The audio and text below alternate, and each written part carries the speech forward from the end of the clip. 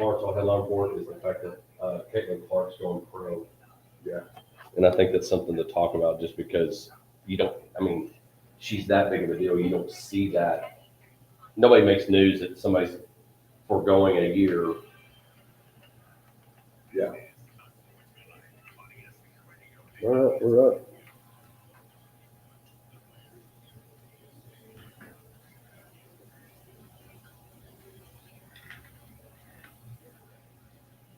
The Hodge Pack.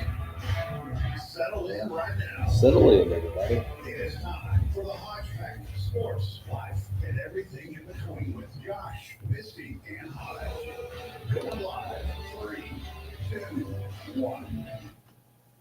Good morning and welcome to the Hodge Pack, sports, life, and everything in between. Rocking and rolling. It is March 1st. February's gone, even with the extra day. The irony is the coldest day might have been the one we got extra yesterday, Josh, of 29. Did you celebrate leap year? I actually knew somebody that, Tina Owens turned 15 yesterday, and she's older than that, I think. Yeah, nothing against that, Tina, but I'm assuming you're older than 15. But leap year is come and gone, and March is here. Josh, your favorite holiday is tomorrow, Texas Independence Day, and so we're glad that you're with us this morning. Hodge and Josh are with you. Misty will be joining us a little bit later. And so we're just rocking and rolling. Lots to cover today, even though football is not happening on the field. It's happening in T-shirts and shorts as the NFL Combine is up and rolling. And quarterbacks are there. Some will throw, some will not. It's all about, quarterbacks. It still always will be. The quarterback league is what the NFL is. And we'll talk about that a little bit later on, about who needs a quarterback. And Josh, do you think, to give folks a little bit teaser of the 8 o'clock hour, do you think there's quite a few teams out there? Because you have not only are the quarterbacks that are at the combine, but you got the quarterbacks like Baker Mayfield and those other veteran quarterbacks that may still be looking for a place. So it may be a big shuffle of cards when it comes to the quarterback situation in the NFL. It seems there always is that carousel of jobs opening up here and there, and those guys that weren't tied into long-term contracts that had a decent year, like Mayfield being a prime example. But we were talking about this the other day. When you go through the list of NFL teams, there's not a whole lot of openings, really. I mean, and a lot of suitors, a lot of folks looking for jobs that aren't real sure. And so we'll look at that. We'll talk about in the 8 o'clock hours. The NFL Combine is up and rolling up in Indianapolis, and so interesting. Some folks who think a lot of Caleb Williams, the Chicago Bears domino, is the one everybody's waiting for. Is where do they send Justin Fields? What do they do with that number 1 pick? Do they trade it? Do they keep it? What do they do? And of course, Justin Fields' domino will be the one that needs to fall first. And we'll hear some of that this morning. You've seen on our social medias at 7:30 this morning. I'm excited. One of the interviews that I've been looking forward to do, and ESPN was grateful enough to connect us. But at the bottom of the hour, we'll have ESPN's NFL Live host and SEC Nation's Laura Rutledge at the bottom of the hour. So looking forward to having that interview. We had a great talk yesterday. Her and the NFL Live crew are in Indianapolis for the Combine. So she'll be joining us on our Pest Patrol phone line at the bottom of the hour. Of course, in the 8 o'clock hour, we'll look at our My Town segment. We're going to look at playoff basketball, still up and rolling. Josh, you were at Jim Ned Shallow Water's regional semifinal last week. Shallow Water coming up. That was actually the regional final. And Shallow Water beating Jim Ned. Heard a lot of controversy was about maybe the officiating was letting them play a little bit. It was rough at times, but yeah. So Shallow Water moves on, and of course, right now, those that are left, Newcastle, and we'll talk about that in the second hour with our Big Country Electric My Town segment. But we got some local teams at the lower level, lower classifications playing, and so we'll talk about that a little bit later on. And so lots to cover. Again, NFL talk, Misty's bag. Josh will have knowings at the battle. I did work on my snooze. I've done a little bit better. I did continue the second alarm, though, especially for Fridays, because I don't want to miss that. You continue trading. It's like anything else. You set your priority, and then I work for it, and it's conditioning. Once you condition yourself for it, you'll be good. I will tell you, Friday is my cheat day, if you will. I've set 2 alarms because I don't want to miss it, because you don't have a key and nobody's going to let you in here. So I make sure on that. But no one's had the battle, and of course, Misty's back. But we want to get into our Lawrence Hall headline report. Lots going on in the world of sports again. One of those is I want to talk about this as we transition in basketball. Yesterday, Caitlin Clark made it known through social media that she is going to forego not her senior year, but she has a year of COVID eligibility that she could play one more year at Iowa. But she made the decision that she's going to leave and enter the WNBA. No doubt, whoever's at the bottom will get to pick her in an instant selection. But Caitlin Clark making the decision to go to the WNBA. And the reason it's a headline is it's a big deal. Most people are going to stay in school. And the other thing is, she's got to be making some pretty good coin. Oh, yeah, she's on like actual commercials and stuff. And so I was listening to, again, everybody knows I'm a big ESPN guy. I was listening to one of the clips from Pardon the Interruption with Tony Kornheiser and Pablo Torre. And he talked about like the money that Caitlin would be making as a player is like only like $80,000. Mm-hmm. And he's like, well, she's probably going ahead and entering because she's assuming that the endorsements that's there now at the college level will follow to the WNBA and probably grow. But Caitlin's 18 points away from passing Pistol Pete Maravich for the all-time scoring leader. And so there's really not much left to do. And if she can win a national championship this year, which will be tough because South Carolina is really good. But seeing this dominance and attention has got to be good. But again, it makes sense. If I'm Caitlin Clark, I'm doing the same thing. Well, especially considering if she's had her time in college. The COVID thing is I guess this will be the last year that we have to deal with those extra eligibility years that people got because of that, so we can go back to not, you get 4 years and then you move on. But or 3 and go straight to the pros. Yeah. But yeah, so Caitlin Clark is going to the WNBA. And a lot of fun to watch. And again, she'll probably be the same for the WNBA. She's going to be a draw when whatever team she lands on, whether it's the Indiana Fever or whoever, the team that she lands on when she comes to town, that ticket's going to be more expensive, just like it is in Big 10 basketball. Now, speaking of basketball, Josh, we had a big week in Big 12 basketball. We saw BYU beat Kansas. We saw Texas pummel Texas Tech at the United Spirit Arena. That's not normal. No, it's a tough place to win. We'll talk about a little bit. There were some altercations that happened. But Josh, the Big 12 basketball conference, there's only right now 3 in the top 25, but it's because they are literally beating each other, based on the Texas ejection, beating each other up every night. You don't know how it's going to turn out. And only 3 in the top 10, but it looks like there's going to be possibly anywhere from 7 to 9 teams in the tournament when it's all said and done. Right. I mean, it is a very interesting league to watch because it truly can go, any which way. I watched the Baylor-Houston game last Saturday. Houston in Waco ranked number 2. It went to overtime and Baylor lost that game, sadly enough, on missing a free throw right at the end of regulation. That would have avoided overtime. That's why you got to make your free throws. But so any of those teams can go anywhere and possibly lose, which is interesting, makes it fun to watch. And I do think that they have beat themselves up to the point where some of these teams that a few weeks ago we thought had solid chances to get to the tournament may not, just because they're struggling through conference, and that's you're kind of starting to knock each other down a peg, and that comes with the territory. So hopefully, and you hear it even in the UIL world, and that we play in such a tough conference or a district that it gets us ready for the playoffs. Well, you're hoping that and that's what somebody said. I talked to Corey Wood and some other Tech guys. Their big guy Washington's been out, and it's like, can we just all get healthy at one time? Because to me, that's going to be as important as anything as you enter the March Madness and enter the tournament, is being able to be healthy, battle your way through, like you said, survive to get in the dance, because you're going to feel like you're good enough to compete and have a chance every night because of the competition that you play. But you look again, BYU beating Kansas, and then Iowa State's one of those that are in the top 25, them, Baylor and Kansas. Well, no, we actually got more now. We got 1, 2, 3, 4 in the top 25. Houston, obviously the number one team, who's done a really good job making the move. I wondered how they were going to do. Cullen Sampson does a great job. They've made it to the Final Four, but now they're showing, hey, we do belong in this conference as far as basketball goes. Right, and they're very good.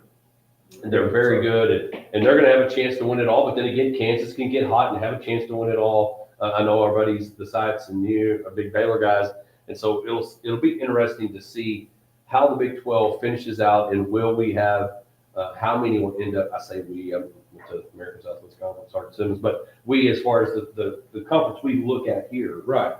How many will end up in the postseason in the March Madness tournament? Have you seen that they thought about making it a 9-16?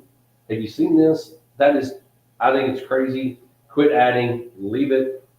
Let's just make everybody make it. Just start the tournament in January. Right. Everybody's in. Everybody gets a chance. Yeah. We're all 14 districts in the state of Texas. Everybody go. We'll get T-shirts. We'll see how far you go. But again, that is our Lawrence Hall headline report. Caitlin Clark heading to the WNBA after this year. Houston, a big slate of games yet tomorrow for the Big 12. We'll see who survives and moves on. When we come back, breaking news out in LA. One's a home run and one's a congratulations deserving. And we'll look at the Texas Rangers up and rolling. Plenty of spring training baseball. We'll be back with our first Bank and Trust Texas Ranger report right after this. Join the Toasty Live experience yet? If not, you're Go check those. food, great drinks, live music, TVs to watch your favorite sporting events. The Toasty Live team will make sure you have an experience that you're going to tell your friends about. Check out PotosiLive.com or go like them at Potosi Live on Facebook for their upcoming live music and ticket events. Head out to Potosi at 897 FM 1750 for the Potosi Live experience. That to-do list you have needs one more thing. Chill. It's an easy thing to do. Just crack open a nice cold Coors Light and chill. Take the afternoon off and binge watch anything. Go ahead. But that's one thing that I noticed, Josh, and I guess you're not paying attention as well as I should. Just your dog. Do they pretty much, and I know you do that in baseball, but every time I click on ESPN and listen to the radio parts, it always shows Texas Rangers because it's one of mine. But they're playing pretty much every day. Yeah, they play every day.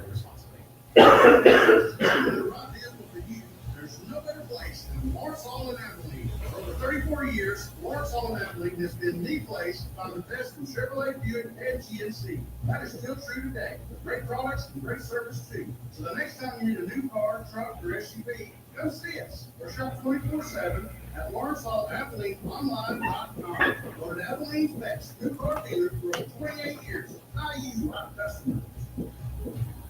Hello, Abilene, the big country. My name is John Keating. I am a resident at Disability Resources Incorporated. I'm here to tell you about our document destruction and paper shredding business. Our services include routine pickups and purges, where we accept drop-offs at our state-of-the-art safe and secure facility. We are in the DRI. All right, when we come back, I got to remind our Twitter question. Matt Bell answering it. Appreciate it. The most private documents or any of those annoying boxes that have stacked up over the years. Give us a call. Yeah, Houston came out of nowhere, but boy, they've been pretty good. I mean, Cullen Sampson's just, of course, it's a great recruiting bed at Houston, but they're definitely loaded.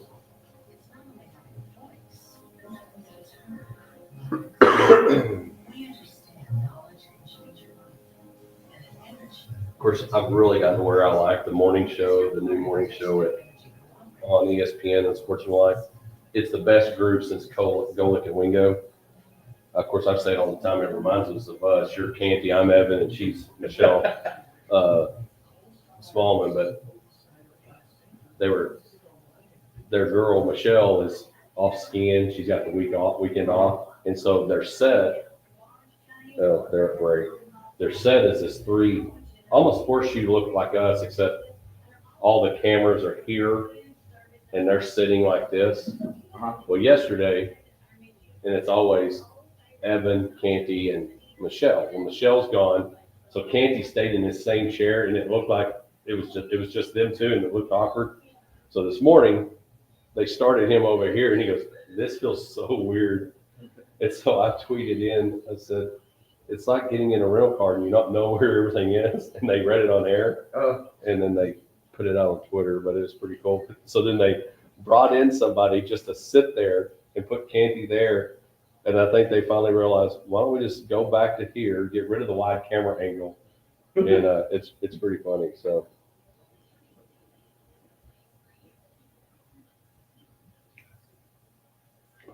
Well, we don't plan on throwing any bottles or anything at it, Moy, but I think we'll probably have to talk about it to see whether or not handshake lines and court storming should go away.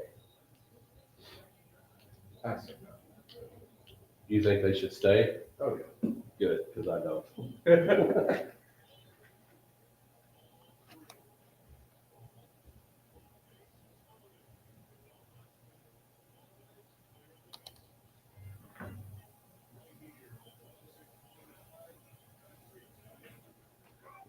And we're back. We are clearing the bases with our first Bank and Trust Texas Rangers report.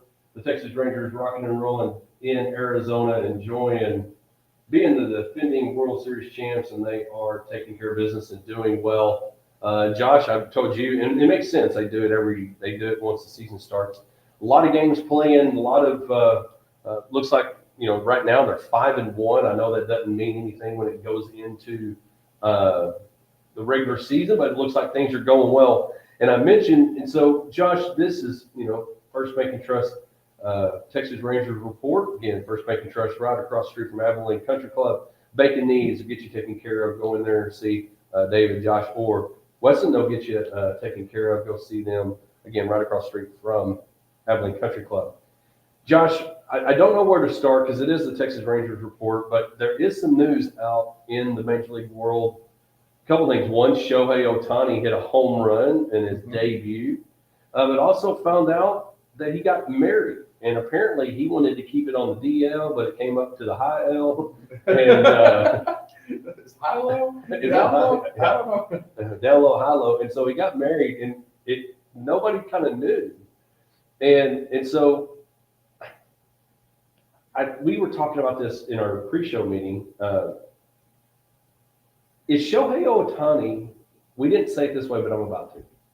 Is Shohei Ohtani becoming Travis Kelce and Taylor Swift? That we're getting tired of it? I think so. I mean, it's like, And he could be on the Rangers, and I'd probably feel the same way. I've wondered, because I haven't had the opportunity, because I don't think it's happened, where we've had one of the players from the teams that we follow that just become the media sensation. That's all that's talked about. Josh Hamilton was about as close as I can And it was remember. on the field and then off the field. Yeah, it went south.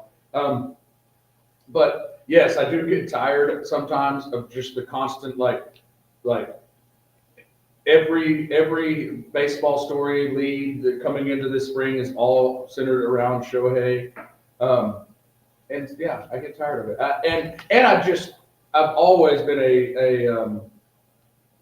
a detractor, I guess you would say, of the super team idea. The team that just goes out there and just loads up. The Yankees used to do that in the 90s, and that always hated that. The whole Miami Heat thing with the big three, with like that was one of those things that and one of the biggest ones that I think some forget is what the Florida Marlins did with Jim Leland. They threw them all together, they won, and then they literally they scattered like the 72 in axe, boom, we're out, we're gone. But they won the ring. But so real quick, and then we're going to get to the Texas Rangers because we're doing exactly what we don't like, and that's talking about Shohei Ohtani.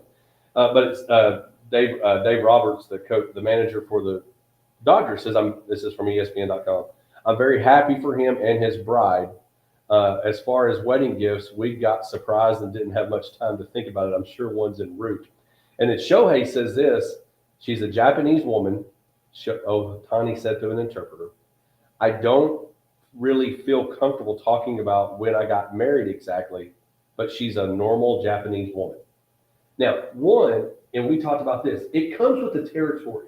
Yes. When you are a celebrity and in a celebrity that are doing New Balance commercials and appearing in other ads and you're signing $700 million deal, you get thrown out there just like Patrick Mahomes. We all know that he's married. He's got 2 kids. He's got a brother that can be in. I mean, we know everything about him. We know everything about Dak. We know everything about these people. your former teammate, we know nothing about. Mike Trout likes, we don't know. And so it comes with the territory. So don't be surprised when people ask, oh, you got married. That's one of those things that, like I said, that's the icing on the cake with Shohei, is why it bothers me so much, is because, and maybe, I don't know. I don't think you can sign huge endorsement deals and then try to be an introvert and not want to take questions from the media. I don't think that that's coherent. So that bothers me. If you want to be, I'm not saying that every athlete has to be a celebrity in the sense of like put their whole life on Instagram and just constantly be in the public eye. But his desire to avoid that just comes across very awkward, Right. And it doesn't have to. I mean, you could see this. Even it would be no different if it was an American-born player. It does. It doesn't matter. If you got to understand, it comes with the territory. LeBron needs to know if he says anything, it's going to be scrutinized. It's going to be attacked. It's going to be dissected. All those things that come with it. And Shohei's no different. And you went to one of the largest markets on the planet in LA. Right. So that's what I'm saying. Like there's not a congruence in his desire to be private on one hand, and then have big endorsement deals, sign with the flashiest team currently in baseball, be the poster boy, and then be like, don't ask me about my wife. I mean, that doesn't seem to line up. No, and it doesn't. So Shohei, he's hit a home run, but I've said it when he signed it. The Dodgers will not win a World Series in the next 10 years. You can jot that down now on March 1st. It's easy to remember when I said it, March 1st, 2024. Said it way in advance. It's just like LeBron won't You're saying win. it so much, I'm afraid you're going to jinx it, so I wish you'd stop. No, it's not going to happen, so don't worry about it. But the Texas Rangers, let's talk about them. They are the defending World Series champs. They are 5-1 out there in Arizona, up and rolling, starting, playing obviously good baseball. And so, Josh, what have you seen? Because I know you've probably watched a couple of games. You talked about how you walk by and your sons are just watching random spring training baseball. So we're rolling. We're in March. That means opening day is getting closer and closer. How do you feel after 5-1 start out in Arizona? Well, I mean, it's obviously good to win games, but it's hard to remind my sons of this all the time. It's hard to really take a good stock in what the team is doing just based on record in spring training. Even individual players and what their stats look like is very hard to judge, because the way that spring training is, they play a game every day. Generally, people don't play back-to-back games, so you're on a constant rotation of who's out there. So when you line up against another team, you could be against, their B squad, so to speak. I think the MLB has a I don't know if it's a hard and fast rule, but at least a generally accepted rule that you start at least 3 of your expected regulars for every spring training game. But those kind of rotate, so you don't know who you're facing and how that goes. And I appreciate that they at least try to do that, because you got a lot of people that go to spring training that make their vacation plans to go out there, and they go to a few games, and you don't want to see just 100%, organizational filler, AAA players, so that's a good thing. But all that to digress into what I'm trying to say is I feel pretty good about the overall state of where the Rangers are, with the excitement that's behind Evan Carter's. You asked me like which player I look forward to, and think that they'll just kind of pick up where they left off. I hope that it's him. Well, Evan Carter is one of them, because I'm looking at Texas Rangers TexasRangers.com, and they're talking about how that 5th rotation spot is going to be kind of up in the air because of DeGrom and Scherzer and Molly being on the injured list, and they're talking about Gray. It says the 32-year-old hasn't made a Cactus League appearance yet this spring, but he pitched in the inter-squad game on Monday prior to the Rangers' 4-2 win over the White Sox. In 2 innings, he allowed 1 run, a homer off rookie Evan Carter. Yes. So Evan's picking up. He's already hitting home runs off his teammates. He doesn't care who it is. He's going yard. So Evan Carter's definitely one of those that I think we all want to see what it's going to be like having a full season. Full season of him being in the short sample size at the end of last year was, just really outstanding, and the amount of doubles that he hit in the playoffs. I think he set a record for that, if I remember correctly. So seeing what he does over a full year, and I hope that he just has, a semblance of that as the whole season, which would be outstanding. And obviously we expect the general core of the offense with Seager is not playing in spring training due to an injury. Hope to be ready at the beginning of the year. He starts fast. If there's anybody that can use or can be excused from spring training games and you don't worry about him picking up where he left off, it is Corey Seager. He came off the injured list last year in the middle of the season and hit a home run his first at bat and just went on a tear. So I think that we're comfortable with where Seager is. So the general core of the offense, Seager, Simeon, Garcia, Lowe, I think we'll just kind of continue doing what they're doing. So we're going to be pretty good at, as far as the offensive side, the pitching.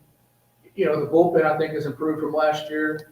That fifth rotation spot is up in the air with several people going for that. And then, there's still Jordan Montgomery that, as of last I saw, still isn't signed.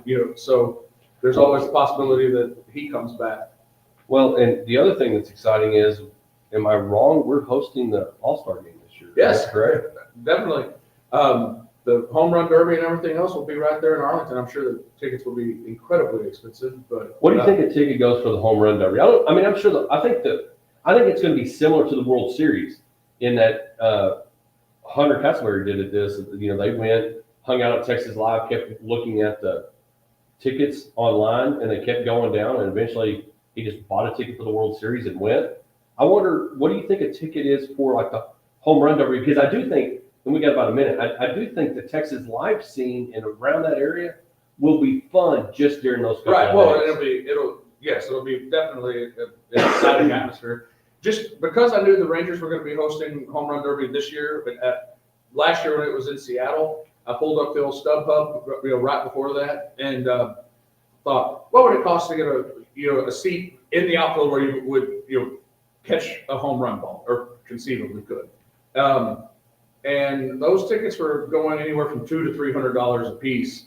I didn't look at what if you're on the foul lines or up in the nosebleeds behind home plate where you wouldn't catch a home run ball. They might be cheaper. I don't know what the premier seat at the home run derby is. Do you want to be up close, or do you want to be out where you're like in the splash zone, as they said at SeaWorld? Well, and that's my thing. I think it would be more entertaining to be there the night before and almost kind of like anything else, watching the All-Star game at home or in a restaurant or a pub or something. But I do think the home run derby would be fun to watch. It's to actually see the trajectory of those balls and the just the repetitiveness of it and how that would, like going to batting practice is fun. I don't know that if you've ever done that, but I do think one thing be interesting. We're going to go to commercial and come back with a Laura Rutledge interview. Is they need to do a contest to be a pitcher for home run derby. That would be a fun contest or an auction item. Now, anyway. Well, we're going to put that in existence. We'll get to the Texas Rangers. When we come back, we're going to have Laura Rutledge on our Petro phone line. Had a chance to interview her yesterday. Looking forward for you to hear that as well. We'll be back right after this.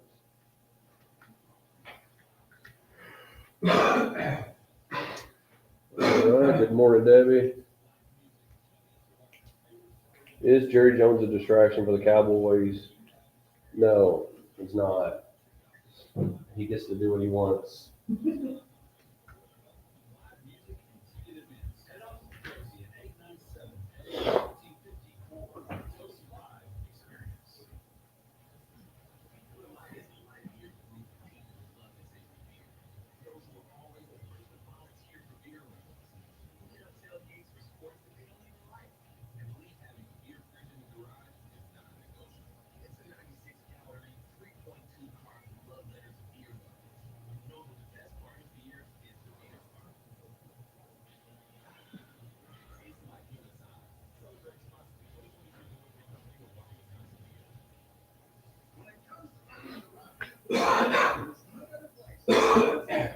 Here's Misty.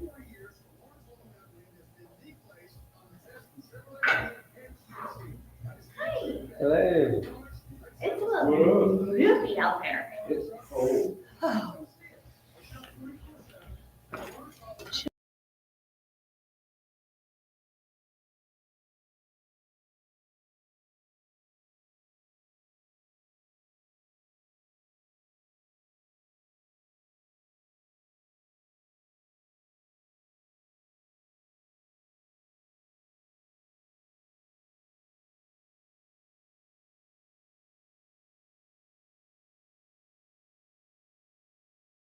Lunch.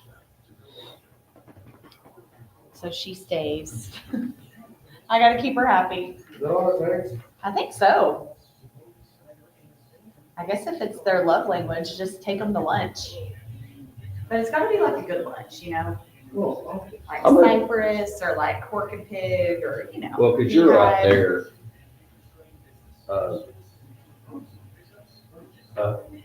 What?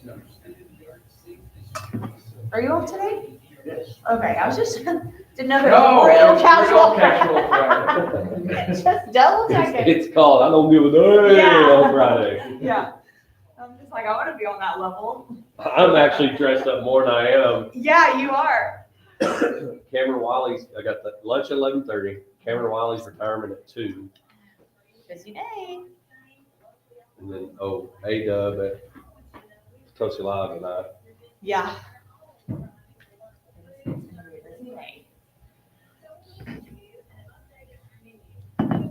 So how did our folks, we'll try to move away and let you listen to the more Rutledge for those that are watching on Facebook Live. I'm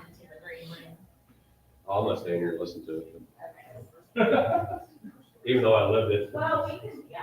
It's on here. Yeah. And then we can make one. Especially since you're staying up there.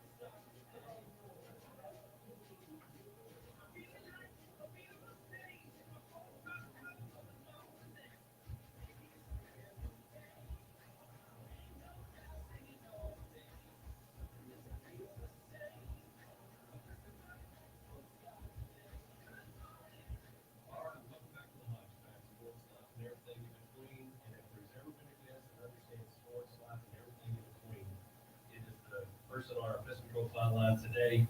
You see her on ESPN NFL Live and SEC Nation. Joining us today is Laura Rutledge. Laura, I appreciate you so much taking time today to join us. Yeah, happy to be with you. All right, now Laura, your season, football's over, but it never really is over. And so what is the season like for Laura Rutledge with navigating and preparing for 2 shows, one that's daily and one that gets you going on the road on the weekend? Yeah, it's definitely a lot, but I'm real thankful for it. You know, I think it's interesting during the week, obviously, with the NFL show, NFL Live, I get it every single day. So much of that is almost building on the previous day and so on and so forth. So it becomes a little bit easier to kind of prepare for the next thing and dive a little bit deeper each day. And then with SEC Nation, that's a totally different part of my brain. And so I'll kind of prepare for that throughout the week and just take little pockets that I siphon off and say, okay, for the next 30 minutes, I'm working on SEC Nation. Then I'll get back to NFL Live. Basically, my brain is scrambled eggs at all times. But it's good, and it's so much fun. And, this time of year is really cool for me because we are in the postseason of football, obviously, but so much of my world collides when it comes to the combine and the draft because all the college players that I've been covering are now going to be NFL players. So this is actually my second favorite time of the year. Just my first favorite time is obviously the season, but my second favorite time of the year is right now, where we are seeing these guys that I've been lucky enough to follow in their college careers finally reach their dreams to be pro players. Well, and one of the cool things is the dynamic, and we talked about this a little bit with Dan, just the dynamic of those two shows. And of course, I say all the time, the joy that you guys share on the set on NFL Live with you captaining the ship with Ryan and Dan and Marcus and Mina, and you and Mina are sharing a lot of things right now with new babies and stuff. What is that like being able to lead that special group, and then of course the group on Saturdays? Yeah, I'll start with the NFL Live group. They are so special to me. They really are like family. I know we say that a lot and we throw it around, but that's truly how we feel about each other. And I feel so fortunate to just lucked out to be able to not only work with them, but to be their friends. And so many, there's so many fun personalities. You know, Marcus is like a lovable teddy bear. Mina is sharp as a whip and so funny, and she's so amazing. I just admire so much what she's doing. She's such a trailblazer, but she's also a mom now, and getting to watch her grow into that role and be such an incredible mom to her baby. It's been just the greatest joy this season. So we've really enjoyed kind of sharing some of the trials and tribulations of trying to be a working mom with a little one, and I have two, but you know, she's sort of joined that club, so that's been really cool. She's so special to me. And then Dan, who's one of the smartest minds in all of football, to get to learn from him and to, you know, to see how he continues to push all of us with his knowledge and the way that he sees the game and his dedication to the craft. He's the ultimate teammate. He's a champion for all of us, but especially for the women on the show, which we appreciate so much. He's a great husband and dad. So I just really admire all of them, and they're so incredibly important to me. And then on the SEC Nation side, those people are like my family too. And, you know, I've known Tim Tebow for all these years, and to get to sit alongside Tim and to have the great fortune of calling him a friend, that's something that, you know, I will never take for granted. He is truly everything and then some that you think he is. He's just a wonderful person. Jordan Rogers, who's so incredibly smart and sees the game in such a great way, also has a really fun sense of humor. Paul Feinbaum, who I owe so much to for giving me such a leg up in this business and for giving me so many opportunities, and Roman Harper, who is just hilarious and such a legend really in the NFL and also in college. And it really is. Marty and McGee, I mean, just such a special group. The SEC Nation crew is one that I forever, like, they can't get rid of me because I just love it so much, and I really enjoy my time in the SEC.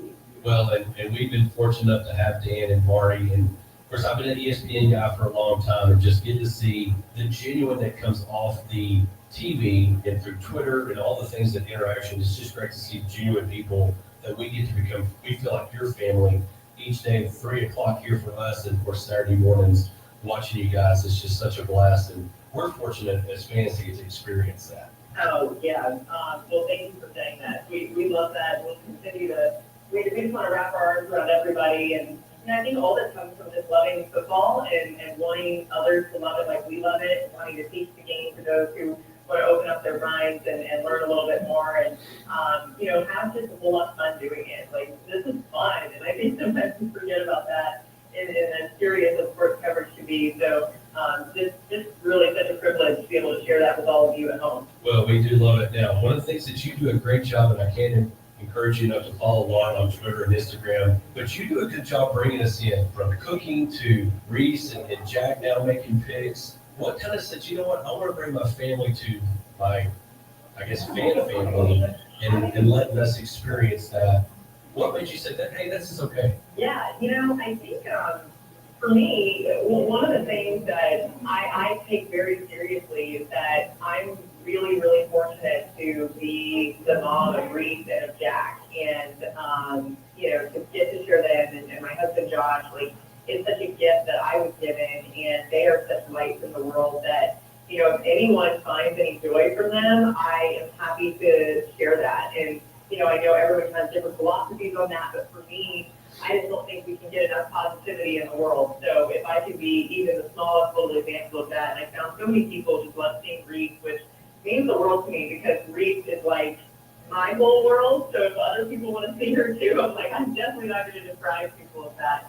She's so special, and I just can't even believe every single day that I get to be her mom. And little Jack's personality starts to come out too. So it's just been really cool. And I also think too, you know, Josh and I certainly don't have everything figured out, but I feel so fortunate to be married to my best friend who is such an incredible man and a great husband and father. And, we just need more examples of that. So it's certainly not all positive. Everything's like a disaster most days because we're all running around like crazy. So I never want to act like we've got it all figured out, but I do think, just to maybe make someone smile, if that's at all possible, I'm really, really honored to be a little bit of the source of that. Well, you definitely do that. Of course, we're glad that baby Jack's doing great and everybody's doing well. So that's fantastic. I know you got a little more time, but just a couple more. What does it mean being not only a leader as a woman in this industry, but you're one of the personalities that people are watching because you're leading everybody? What does that mean being that kind of role model and somebody for others in the industry to look up to? Yeah, it's so funny, like, I don't see myself that way. I'm always amazed when anyone says that. I'm like, wait, what, me? What are you talking about? So, if anyone feels that way, I actually think that's the most important thing that I could ever do.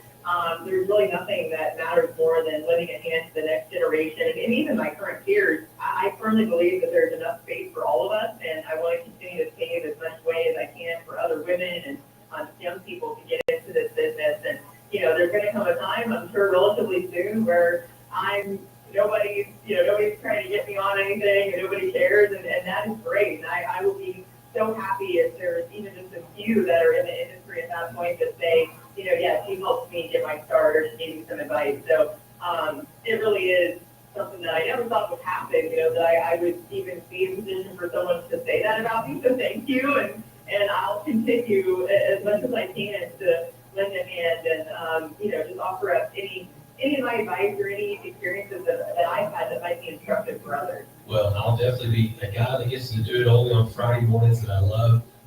I'm enjoying it, so I keep looking at you and Dan, and it's just all you guys do a fantastic job. And I think your joy is contagious. I say that all the time on Twitter. Y'all's joy is contagious, and I think that's why people are drawn to y'all and the set that y'all do. So y'all do a fantastic job.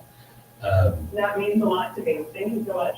And just a couple more questions. One, so are y'all at the combine yet? When do y'all start your coverage with the combine? Yeah, so we're at the combine. We're going to be here all week, so covering Thursday, Friday, and we actually, out of town for that, but doing a lot of interviews with the top quarterbacks, which I'm excited about, and you guys will see those on ESPN, and then we're doing NFL Live from Lucas Oil Stadium, so it's going to be really cool. I love the combine. I know some people are like, who cares, but I think it's great. It's kind of like the first real step into the draft season, which is one of my absolute favorites, as I told you, so this is going to be really, really cool to, kind of see what comes out of all this. This is a fascinating draft, so I'm really excited to see how it all materializes in Indy. And everybody's wondering, what is the Chicago Bears domino going to fall on Justin Fields to start all this domino reaction? Yeah, I don't know. I'm like fascinated. Now, I think they're going to trade Fields, and I think that'll happen relatively soon because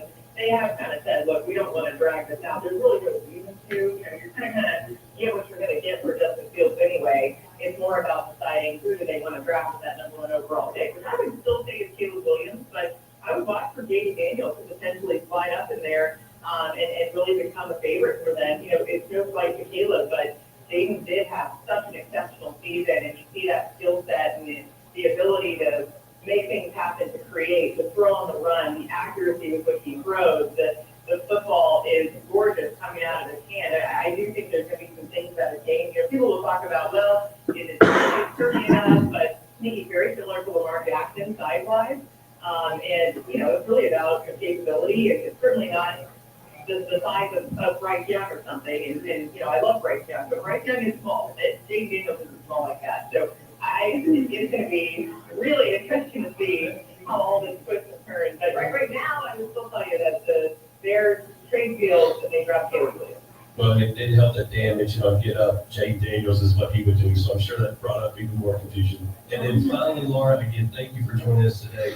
Outside of going back, and of course Wikipedia shared this, and calling the paintball championship again, what is one event that you wish ESPN would send you to cover? Yeah, I've always wanted to do the Masters, and that's something that I'm hoping to have, and I would really love to get into the golf space. And just in general, the PGA Tour and all of it, ESPN has some of that, and I just always loved it. So certainly growing up in Georgia too, the Masters is just iconic, and I would love to be a part of that coverage. If you're covering it, I may go back and try to hunt the paintball coverage, who knows? But if you're covering it, it's going to be fantastic. And you encourage me to cook. I'm not quite there yet. Your meals are always looking fantastic. Oh, I love it. But the shirts that you were showing Josh off on Instagram the other night, I've got some coming my way, so I appreciate you. I love it. Yeah, Dan wears those first two collars and co. They're so good. Well, if I can be like David and Laura, I'm all for it. Hey, Josh. I love it. But Laura, again, I appreciate it. I know you got a busy day and a busy week, and thank you so much. We'll continue to watch and, of course, be reaching out maybe down the road. But thank you so much for joining us this morning or today. Of course, we'll air tomorrow. But thank you so much, Laura. Appreciate it. No, thank you for having me. Great to talk to you. We'll definitely keep in touch. All right, sounds good. That's Laura Rutledge. Watch her on NFL Live. Wait till SEC Nation and maybe see her to guest it one day. Again, that's Laura Rutledge. Again, opportunity to interview her. Great sit down. Don't forget, if you want to hear that again, download, subscribe, rate, review. When we come back, more Hodge Pack right after this. You enjoyed the Tennessee Live experience yet? If not, you're missing one of the best atmospheres around with amazing food, great drinks, live music, TVs to watch your favorite sporting events. The Tennessee Live team will make sure you have an experience that you're Morning, Clay. We're about to add one more to the set as Misty is here. Hope y'all enjoyed that. Laura Rutledge was awesome. I'm telling you, follow her on Instagram, Twitter. Just a great, real genuine person. Was a joy to talk to, and appreciate ESPN making that connection so that we can have her on the show. Thank y'all for getting up and watching. Don't forget you can download, subscribe, get your friends' phones. Go to their Apple or Spotify, get their phone, download the Hodge Pack, give us a 5-star rating. We're not above asking for that, so appreciate it.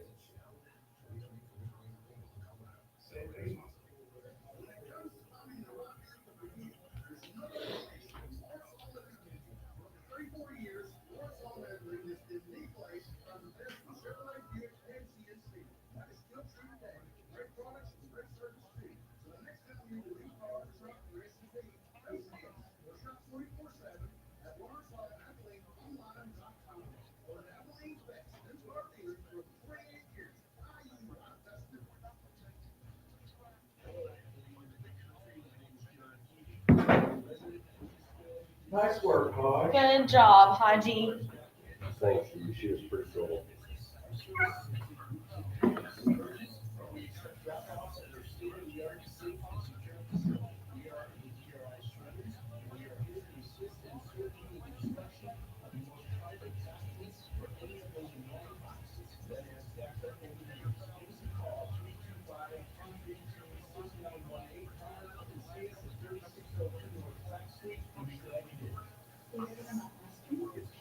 It's chilly in here.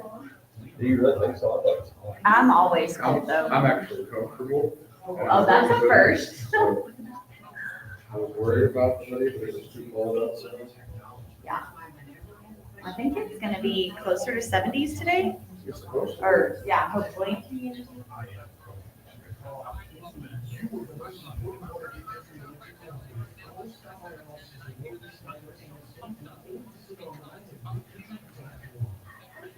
Oh my gosh, I'm tired today. I did not want to get up. So did you just take off just like for the heck of it, or do you have like plans, or? I've got some stuff to do. Yeah. Got some of it banquet, dinner, whatever is tonight. Gotta go get the beer from Reed. Yeah, just like right here and Yeah, I talked to him. yeah. And then Hodge invited me to go to the scoop. Sorry, folks that are watching up from the chamber.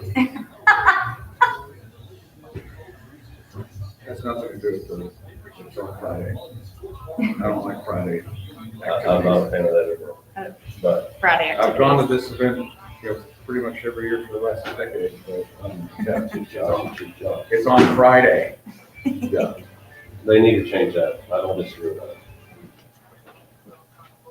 Welcome back to the Hodge Pack, sports life and everything in between. As you hear Again, little what I do, Mark Powell, I will tell you, congratulations to Tanner Sparks.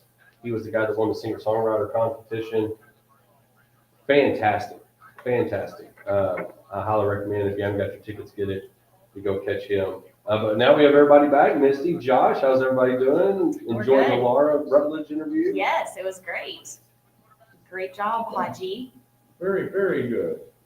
Yeah, she's fantastic. So, all right, now it is time. Let's get the hotkeys up. Misty's here, which means it's time to open up.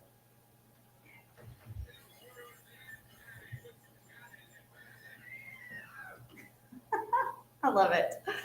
Speaking of Mulligans, they are hiring. I want to throw this out there. They are in need of some part-time servers and bartenders. So this time of year gets busy at Mulligans. Everybody's out on the range, eating, brews, live music, all the things. So if you're interested in that, apply at 1166 Ben Ritchie Drive. All right, today we're going to talk about the workplace.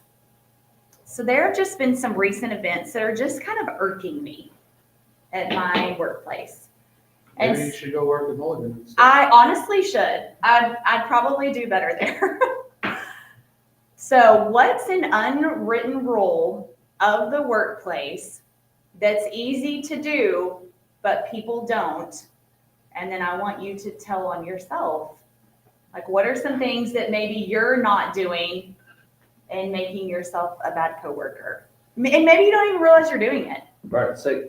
What am I doing to make myself a bad coworker? Yes. There's a really long list. Okay, what are you willing to share? The answer is nothing. False. Okay. So unwritten rules of the workplace, like things that are easy to do, but people just don't do it. And it just irks you. Oh, well, there's a lot of, well, one of the things that irks me the most, and that this is just it's stupid, but it's when I try to print something and the printer is out of paper, and then I have to find the paper and put the paper in there. I just feel like maybe someone was aware of it and didn't do anything about it, and like then I have to. I don't know. Okay, that's a good one. That happens a lot at our place of business. Maybe that's a bank thing. I guess we print a lot of pieces of paper. We do. But I do a lot of things that are annoying. So He's like, yes, he's the one that I'm talking about. Yes, not a team player, hard to get along with. That's why you leave your own office away from everybody else. Yeah, I'm on the side of the wing of the building where I have nobody in offices around me. Josh, I'm sure that's not an accident. Josh keeps wondering where his stapler is.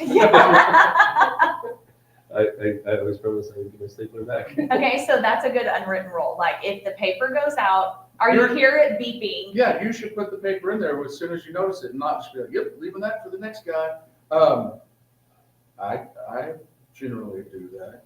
You leave it for the next guy? Oh, no. You'll I put the paper in? Okay, It's not that hard. it's not. You know, sometimes you check to see if there's, well, I mean, if you're gonna print something that's like 20 pages, a lot of times before I do that, I will go make sure there's paper in them, because if it prints like 10 of them and then stops, then I gotta figure out, like, do you print the whole thing again? Nope, I need to go from page 10 to the end, you know. That's interesting. I never go check if there's paper. I just print it and then like let it roll. But I've involving never heard of the printer- anybody that did that. Well. Interesting. Do you do that? Go check to make sure there's paper before you No, print? I get notified that it needs to be added. I'll hit print, hit send, go, and then I'll get the deal that pops up and says, it's not happening. Yeah. But you know what the most annoying thing actually, in just normal mundane day-to-day things that I deal with? Tell us. Okay, my printer, that's right around the my office is there. There's a desk out front. There's a printer there, so that's the printer that I print to. It's set to automatically print on both sides, and I can't change it. So it's like hardwired. I cannot change the preferences to not print front and back. and save it, so every time I print, I can go and click print one side, but if I forget to print it, it prints front and back. So the irony of that is, when I print a stack of documents, I don't want front and back. I want to just like flip through and look at them. I don't like the front and back. If you hand somebody, like you print an application or financial statement or something you need a customer to look at, if it's front and back, they won't look at the back and you'll get it back and it's not filled in correctly. So all of this is a problem. So I know they do that to like save paper, so you won't and it's like something that whoever. Some things are just not meant to be front and back. No, exactly. And that's the thing. I know it's a corporate initiative, to not use as much paper. So this is how we're going to set all these But printers. then you kill more trees. But then I have to go print it again because I Exactly. printed it front and back. And I go back to my desk, muttering under my breath, go back, click the one-sided, and print it again. So then the plan to save trees, save money, save ink, all of those things has turned into I doubled it up. Yeah, no, 100%. I'm the It same. annoys me a lot. Well, and I agree with that because for whatever reason, right now, we've got, that is a default on our Yeah. printer. And the other thing is sometimes we have the default of if the paper's not right and you print something that you want to be on normal size paper and then it comes out in legal or something like that, that's frustrating. The thing that, and again, I feel like I'm a pretty good coworker. There's some things I'm not going to obviously air on air. But I will tell you, one of the things that wears me out, and I don't care if it's donuts, and I don't care if it's the Culligan water. We appreciate Culligan. Love Jackie and Josh. That's who we have for our water at the office. If you're the last person to get the water, if it's empty, that it's time to change out the jug and put the new jug in. That wears me out. You go and look. Well, yeah, because then the water's not cold. Yeah, it's like So that water. is something I've always run into also. But I'll give this benefit. There are some people who have a more difficult time picking up the 5 gallons of water and putting it on the. Okay, on so the then thing. I would go get you and be like, Well, hey, yeah, I've always been the can you help designated me? office replace the water guy. Yeah. It's like, thanks, get the big dumb idiot to come pick up the jug of water. ours is, you just like, I think it's on the floor. Oh, yeah, there's Like, some you that has just a thing like, that you you just gotta stick slide it. it into that. That's and- ours and- is a slide. But most people, one of two things. If you think it's too heavy for you, say, hey, Hell. somebody, I need a little help. We need to change out the water. So it gets changed out. So the next time you do go and you're ready for boom, right into water, already cold, already rolling, very refreshing. But that goes with the paper thing, and it goes across the board. It's like the paper towels in the bathroom, the soap in the dispenser. It's like someone used the last of it and didn't go replace it. Speaking of the bathroom, okay, look, we all poo. Okay, it's what we do. Okay, for the love, can we just normalize the courtesy flush? Like, it's okay. Like, it is okay, people. When you're in there, in our bathroom, there are 2 stalls in the women's bathroom. When I walk in and it's like dead silent, I know what's happening in stall number 2. I'm not mad at you. Like, it's normal. But OMG, can we please, like, for the love, normalize the courtesy flush? And if you just, did your business, please shut the door. Like, the main door, the whole bank lobby does not need to, like, have it, like, wafting out into the bank. Acoustics is a struggle. I'm just because saying. That's right. I do feel bad for a couple of people in our Abilene office because where certain things are located. Yes. Their office is, and the noise that travels can be a problem. And then, like, what's so funny. Now more. Oh, go ahead. No, I'm just thinking, like, it's so awkward, right? Like, we all do it. And y'all, I'm going to tell myself, but y'all are going to laugh, I think. You think? I think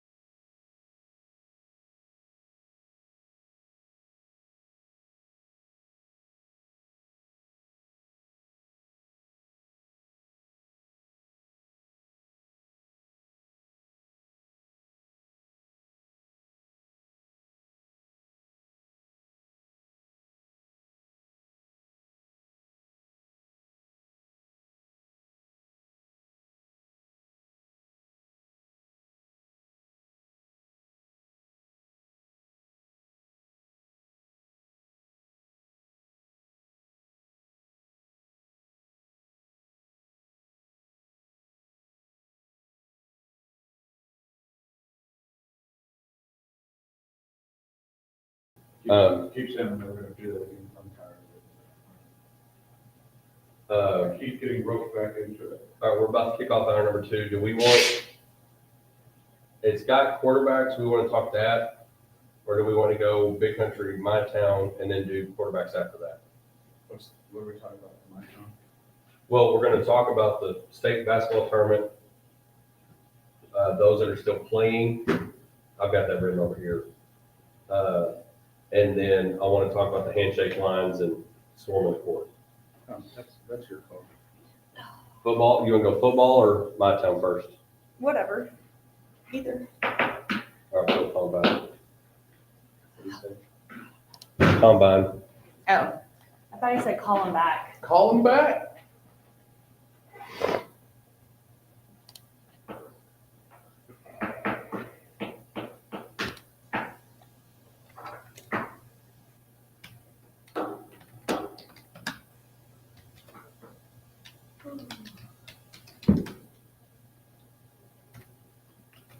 It is time for hour number 2, brought to you by Coleman County State Bank. We're glad that they're on board, and again, if you need mortgage needs, give them a call. Houses are coming, interest rates coming down a little bit, yes or no? Yay, gotta get a, I mean, they are up and down. there you go, but still, great time to get a house. But still. But still, it's always a real estate's always a great investment. And again, we'll, little help for the HBA. They got their spring showcase, so check out HBA's Facebook page. They've got a showcase coming up with some houses that are available that you could purchase. People are going to need houses for a lot of these guys that are at the NFL Combine. You heard Laura Rutledge talking about it's one of her favorite times to be at the NFL Combine, to watch these guys. And again, there's some that need it. There's some that need to impress. There's some that are going to kind of show up. Caleb Williams is not going to throw. But I threw out there the quarterback market is one of those. We all know that the NFL is a quarterback league. They're the ones getting the most coin. Even if you are Daniel Jones, you're going to get $40 million a year. And so we've got a number of quarterbacks that are coming out: Caleb Williams, Jaden Daniels. You've got Drake May for North Carolina. J.J. McCarthy, who helped lead the Michigan Wolverines to a national championship. So I wanted to throw out how many of you. Well, first of all, and I know y'all probably don't watch as much of the national stuff like I do, but the big talk is the Chicago Bears. They've got the number 1 draft pick, and they're trying to basically decide to move on from Justin Fields. Part of that is they feel like it's time, and they can get a number 1, maybe generational talent in Caleb Williams. Dan Orlowski did mention he thinks they should go with Daniels from LSU. What would you do? Because the other thing is they can draft a rookie, pay him less, hopefully be the generational talent to change the Chicago Bears organization. What would you do? Would you draft and surround Justin Fields, or would you go ahead and get the rookie quarterback before we go finding out how many of these teams need one? Well, I think it's a very tough question, multifaceted. If you can improve the other areas of your team greatly, either with that pick or with trading that pick for multiple other picks, then I think that's probably the way that I would go, because you've already invested that first round pick in Justin Fields. You haven't put a team around him to even see what he really can do, and he's shown at times to be acceptable. Like he's not. He hasn't done it, but there's times that he looks like he's pretty good. So and I think that throwing that pick away, basically just letting Fields go at this point, and then trying to start over, the amount of risk that would go with drafting Caleb Williams with that pick and having 3-4 years from now being in the same position, would scare that's my thing. Terribly. Yeah, I agree. What happens if you trade Justin Fields to Atlanta, or you trade Justin Fields to Pittsburgh, and he is the game changer because he goes to a place like Atlanta where you have Kyle Pitts and you have Langdon, and you get Raheem Morris, and you get this culture, and you start winning, and you you don't necessarily go backwards, but you don't really go forward. And Justin Fields gets a new scenery and plays exceptionally well. DJ Moore has endorsed Fields. So it's like you've got your top receiver that says, I think we need to stay with him. He's here. He's our guy. But the Bears aren't so sure. And if you think about that historic organization, who's their best quarterback ever? I mean, Jim McMahon, he led them to a Super Bowl, a lot of defensive heavy on that Super Bowl, but they've never really had a quarterback like the Cowboys have, the Packers have, the 49ers have. The Dolphins really hadn't had that either. But even the Patriots, they've gone from Bledsoe and they went to Brady. Now they're in the same hunt of trying to figure out who my quarterback's going to be. And so in a division where Kirk Cousins may be coming back to the Vikings, Jordan Love has shown that he is very good he's going to be the next guy there that could lead them to another division, maybe a Super Bowl. And then, of course, you got the Detroit Lions on their own. So I think as we look at this group of quarterbacks in the teams, Josh, you mentioned how many people really need that. So I threw that out there. How many quarterbacks or how many teams do you think, and I've worded it this way, how many teams are 100% set at the quarterback position? I'm going to go like 10 maybe? That are set? Yeah, that I wrote down. All right, so I'll just go through. I'll go through the Possibly division. more. I mean, these are just off the cuff. I'm going to go, write okay, down. Buffalo, Yes, there's one. Miami. yes. I would say so. I mean, They bounced around with Tua, but I think they're a little bit But I think- committed. right. As of now, I think he's got one more year. yeah, more So- committed to Tua right now. So I would say yes. The Jets, I would say they need a quarterback. I think they need one. Even if Rodgers comes back, Yep. needs one. All right, so there is one that let's go, that are Jets and committed. Patriots need one. Jets and Patriots need one. So there's two that need them. Bears. Next one, Baltimore Ravens. I'm just going through Oh, I'll you're go going through the down. divisions. Oh, Baltimore okay. Ravens, they're set. Yes, They're set. The Browns. I think Well, they need. Well, you would say that, but they've got a ton of money tied up with now I forgot his name, old Houston guy.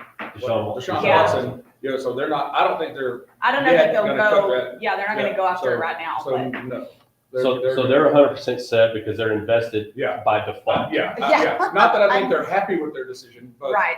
The Bengals, yes, they're set. They're not going away anywhere from Burrow. no. The Steelers. Kenny Pickett was the first quarterback drafted in his draft, but I think they need they're to start open. looking. Yeah, open for sure. All right, so where are we at? We've There's got three that are open for, three that need one. Yeah. All right, so let's go. Houston Texans, they're set. Set. Jacksonville's set. The Colts are set as long as Anthony Richards comes back.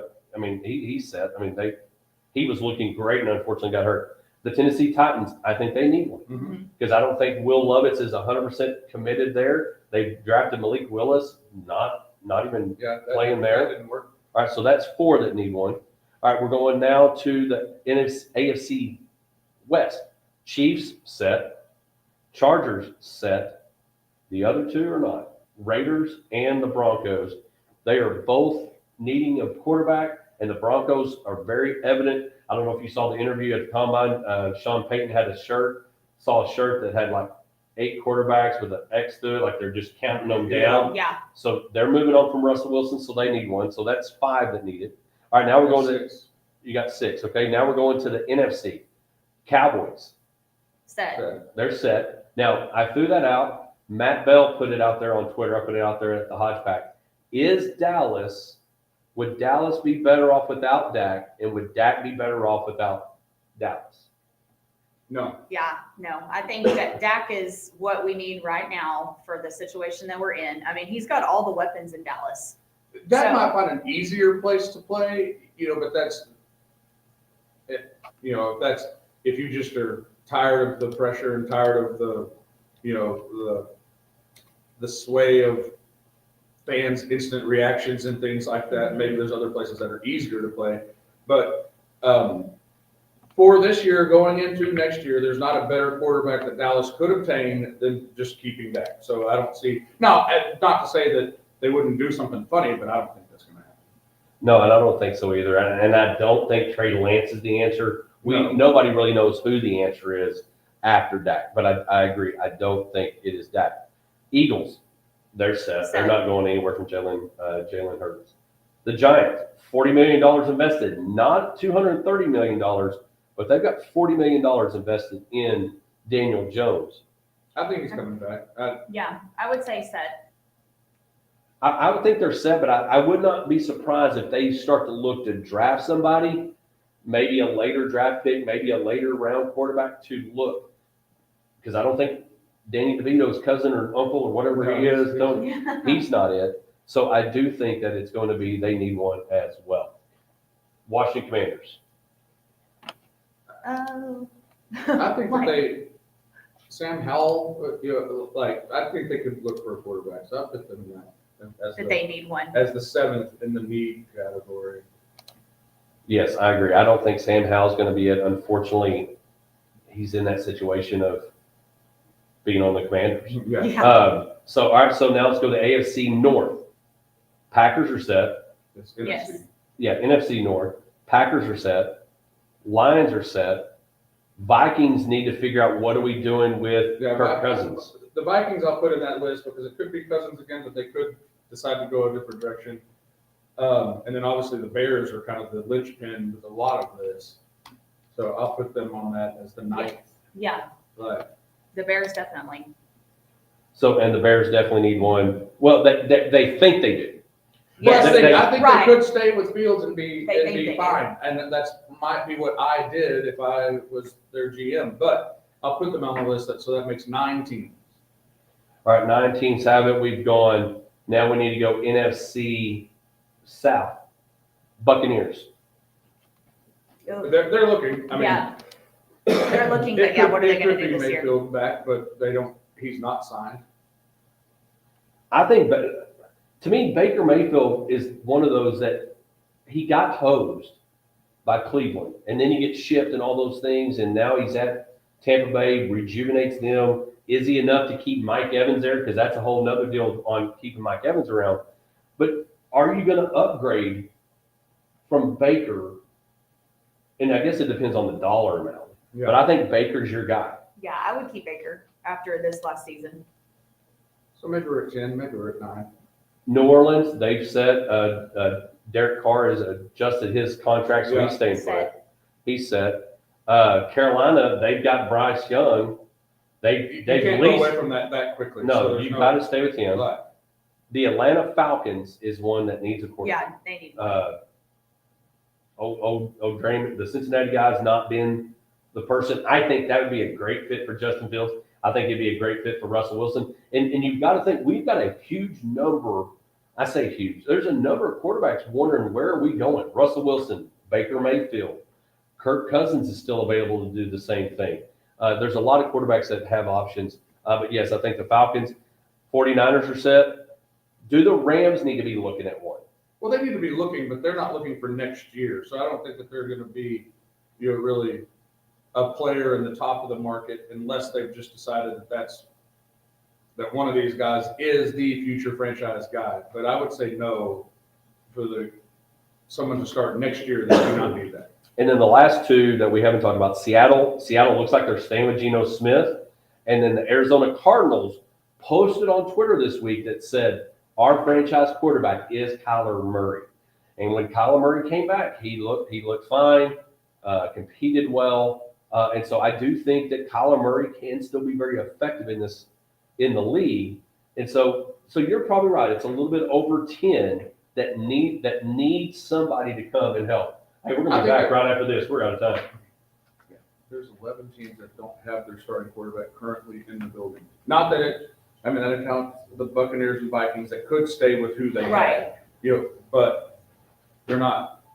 Well, and yeah, when we're talking about this season coming up, Yeah.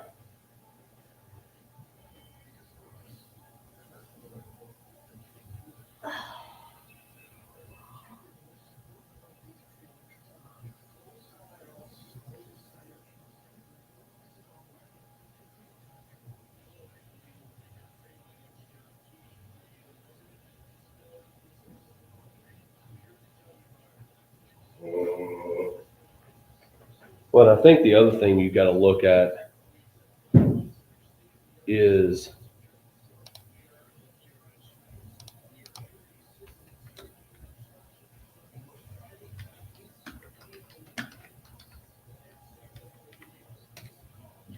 part of that is the NFL draft order is where you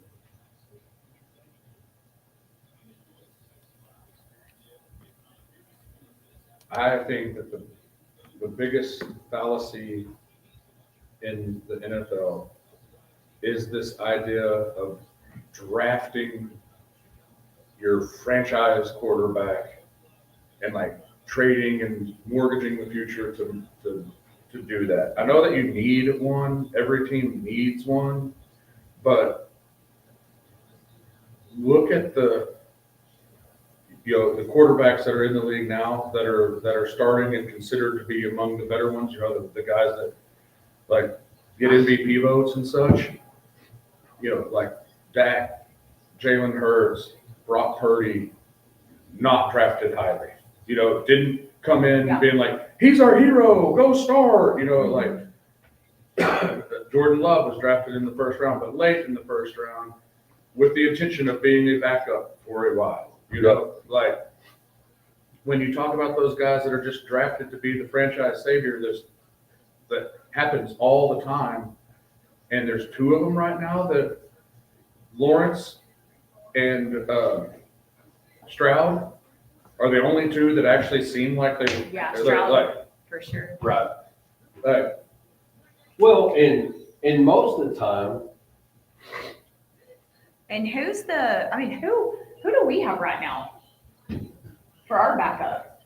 Trey Lance. Lance, Well, and then Cooper Rush is Rush still is still there, Well, Rush is a free agent. but Yeah. I'm like, yeah, that's the. And the thing about Cooper Rush, he is probably a new version of Colt McCoy and Case Keenum. Somebody will bring him on because he's shown what he did in that stretch 2 years ago. He is a backup quarterback. Yeah. Like not like a break glass in case of emergency type, like maybe you get lucky. He's somebody that you could count on to be. He can get you, yeah. So Marissa, you going down memory Right, lane, winning state there's championship no- in 1994? There's nobody that's like, man, if we could just sign Cooper Rush. Yeah, he'd never be a becomes franchise quarterback. No, he for sure is.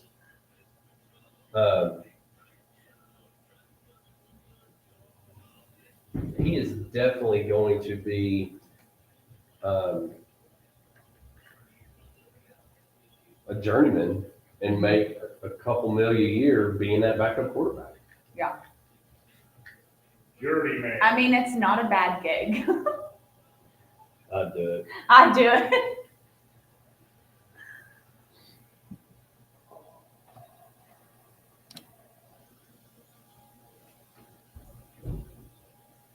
Yeah, we ran up against there talking about all the quarterbacks that are needed. We'll talk a little bit more about that as the season goes on and the off season gets rolling, continues. But it is time for our Big Country Electric My Town segment, brought to you by Big Country Electric Cooperative, taking care of their members each and every day. 3 amazing offices, Roby, Snyder, and Stanford. Normally we highlight a local player, coach, or program, and today, of course, a lot of my buddies that are in a regional tournament or in the state tournament, a little difficult to get in touch with today, but want to look at the playoff landscape. Again, our buddy Kyle and his wife are heading to the state tournament in San Antonio for the girls this weekend.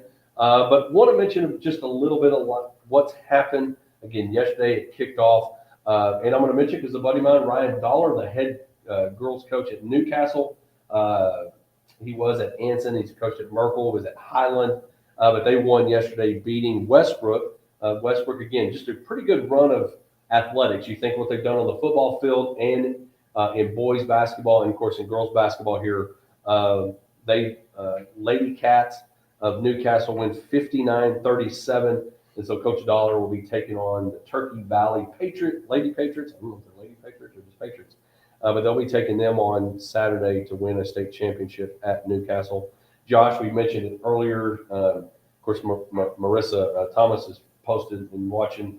She was part of the first state championship. I was in ACU when I believe Renee Graham hit the tip in the regional finals to send them to state, and they won the state championship. But you were there last week when Shallow Water, not really an upset. I think two good programs.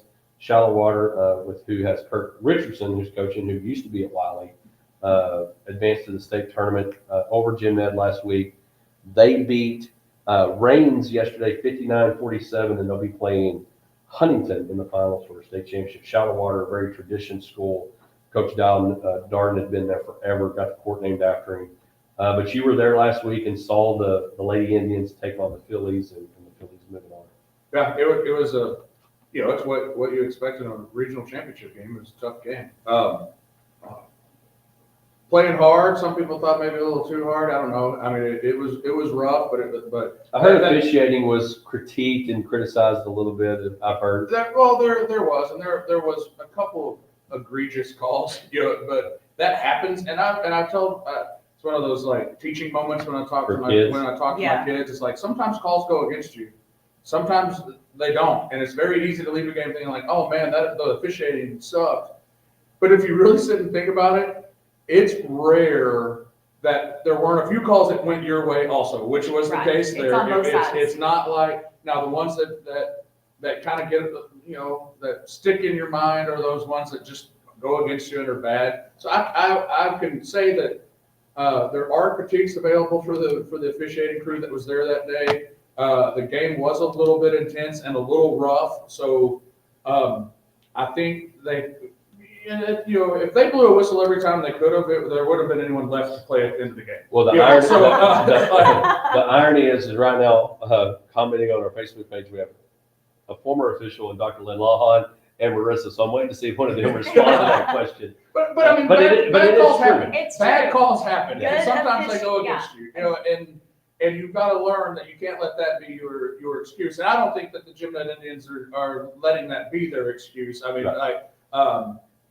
but a lot of fans were frustrated by some certain things. Right. There was one particular call that was just bad, on an out of bounds call that I was sitting a long ways away and could clearly see that it was touched by the other team. Two officials had to discuss because one of them thought it was this way, the other thought it was that way. They then got together and went with what I thought was the incorrect call, but it happens. Well, and again, staying in the girls state tournament, shout out to rural graduate Cade Brown. He's the head coach at Wellington. They'll be playing at 10 o'clock today against Nakona in the 2A semifinals. Gulf Weight, not quite big country, but close enough. I know Evan and them probably cover them in big country crafts, but Gulf Weight there, and Martin's Mill, who's always there at the state tournament. But one very familiar team that's there, very familiar last name, and that is the Canyon Lady Eagles, making their 29th appearance at the state tournament. And Coach Joe Lombard, who was there for years, won over 1,000 games, is now the assistant, and his son Tate Lombard is the head coach. And so Canyon playing in very familiar confines, if you will, at the state tournament. But moving to the boys side, not a lot of big schools left. Jim Ned lost last week to Holiday, who's pretty good again. They have a really, really talented 6'8" guy, like 6'7", 6'8", whatever he is, but moves well. Very, very tough to play against. But in the Class A, in Class 2A, and Class A level, we have playing. Eula is playing Robert Lee today at WTC there in Snyder. They'll be playing Robert Lee against the Eula Pirates. Coach A. Sanford and the Pirates will be taking on Robert Lee today. And then also in that other bracket with them is Erie County and Benjamin. We've heard a lot about Grayson Rigdon. Dad and I went and watched them play Tuesday night against Knox City. Got out to a huge lead in the first quarter. And, I mean, Rigdon's just taking over. Hit from downtown, going to the basket. And then Knox City kind of started making a run. They cut it as close to 6. And I think if they had a little better start, might have had a chance to win. But when Rigdon wanted to get to the basket, he got to the basket. And so Benjamin will take on Erie County. A lot of Robert Lee, Erie County, not far from each other. Yeah. And so that is in the Region 2. And in Region 1, my buddy Ryan Blocker and the Jayton Jaybirds will be playing today against Will Dorado. And then, of course, Texline and Whip Harold. Texline, another team that is used to being on deep runs in the postseason. So basketball coming to an end. It's got this weekend for the girls and next weekend state championship, state tournament for the guys, and it will all be done. And it'll be spring sports already going, but everybody getting the last couple of weeks of basketball in. We've got a few reps of our chapter calling in the regional tournament and the state tournament today. So good luck to those guys. We'll look at those names and give them a shout out a little bit later. Josh, Misty, I want to talk as we move in from that part of our My Town segment. We did get a chance to talk about it last week with Incarnate Word and Texas A&M Commerce having the good game turn into a brawl, suspensions. We've seen the court storming where the guy from Duke got hurt, and now there's all this talks of should we do away with them? Should we just do the, hey, how you doing, COVID deal that they did? Should handshake lines go away, and should court storming be taken away as well?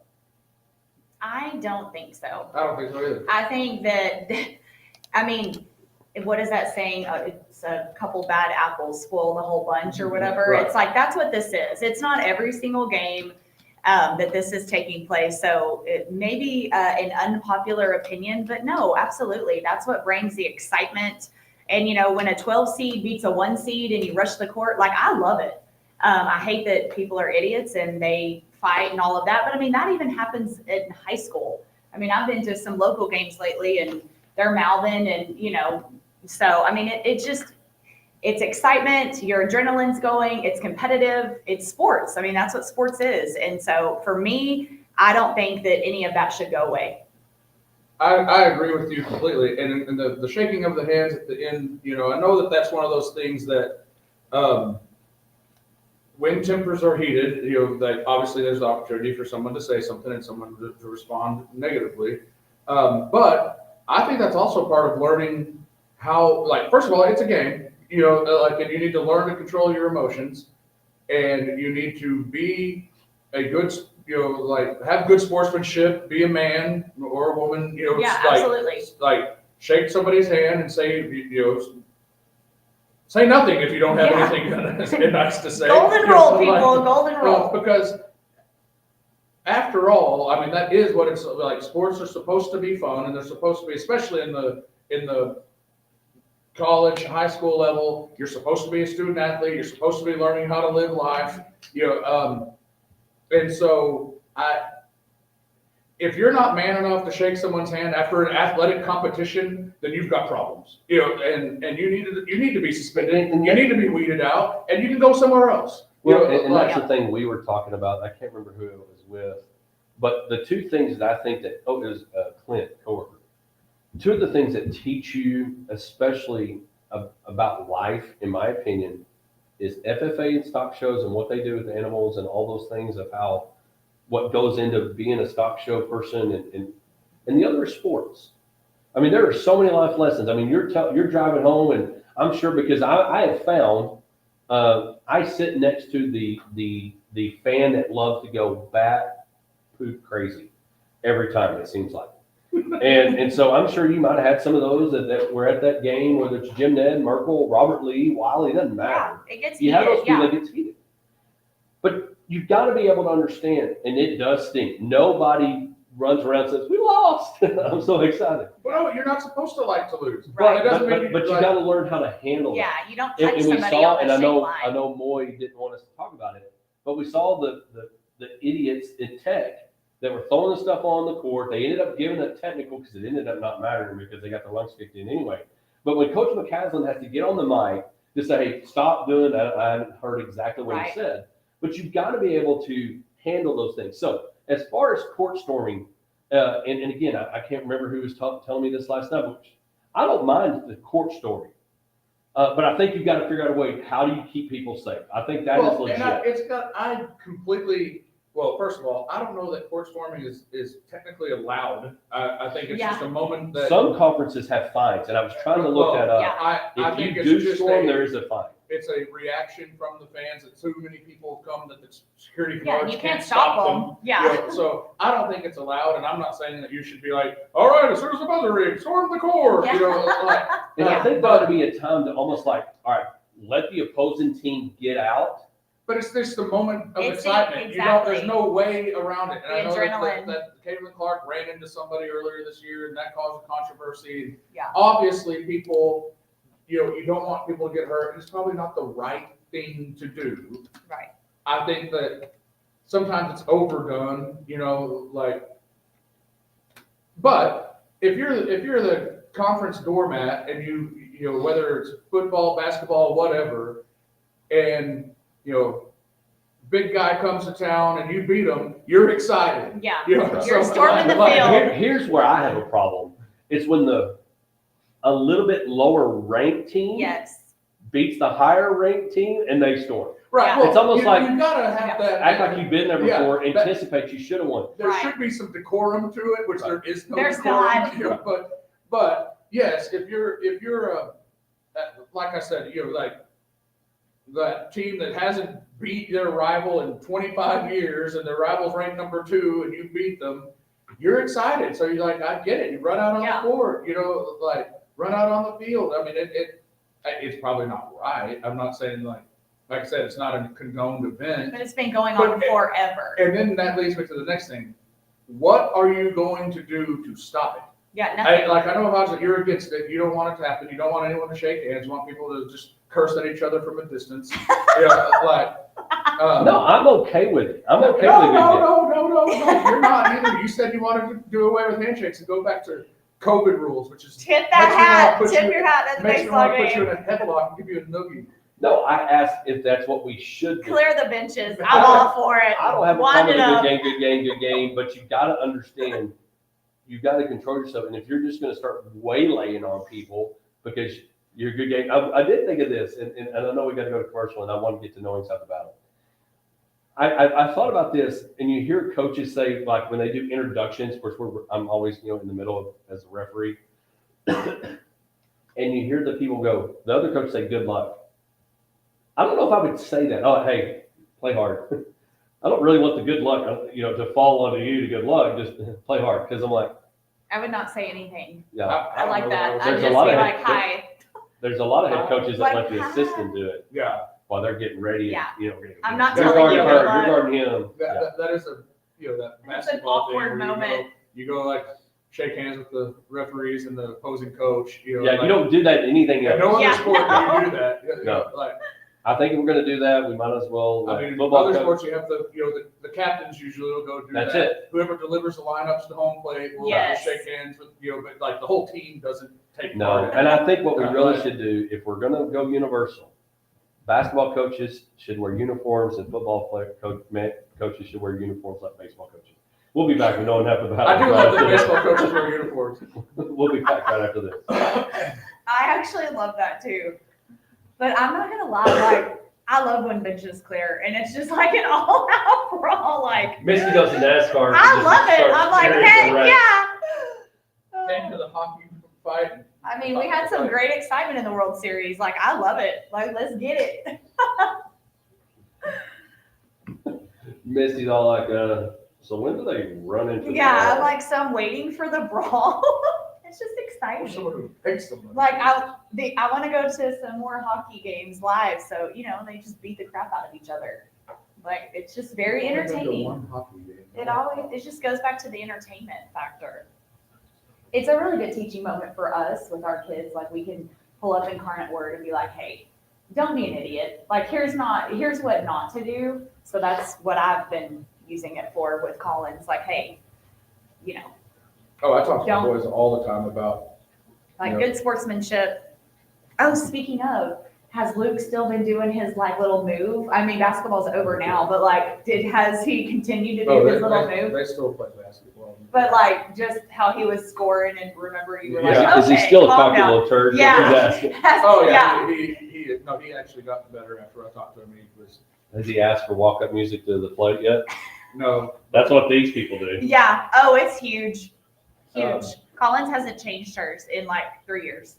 It blows my mind when these boom boxes start rolling in for warm-up. Oh, walk-up it's music. insane. But I think back when I played like basketball, oh my gosh, like I'm a big music lover. Like if I have music, it's like I'm pumped up. It's like getting me pumped I up. use music for pump up. So I think that's obviously why Well, when that's one of the best things to do. when our girls are getting warmed up. Get your warm Yeah. up music. You gotta get those jock jams going. Remember all the jock jam Come, baby, series? come, baby, baby, come, come. It's like, let's get ready to rumble. Jock jams, I guess Bro, they- jock they- jams like went middle school. hard. Yeah, I remember, like volume 37. I was there for volume 1. Dang, you're old. But yeah, you know, you gotta Compact have disc. music. You gotta have the walk-up songs and the music and the warm-up, all that. I love it. But it is funny. They're like 5 years old out there, like walking up to the plate with their warm-up. It's just a new. But that's level. what's, huh? We don't. It's a new level of crazy. But I mean, I'm in it, so like, just going with You'll it. have your own boombox like in the dugout. Well, it's not in the dugout, but it's in the stands. It's like up. Who's like in charge? It's like up on the fence line. This last year was Casey Brown. So Do they make sure that they play appropriate music? yes, I used to be in charge of that until I played Dr. Dre one time on a Sunday, and How did you do that? I thought that it was something else, and all of a sudden it was like something bleep, and I like ran over to it, and I was like, oh my gosh. Welcome back to the Hodge Pack. We are being very educated about Misty's genre. Of course, you know, she couldn't get rid of that app on her phone. But now it is time to get educated from Josh for knowing stuff about it.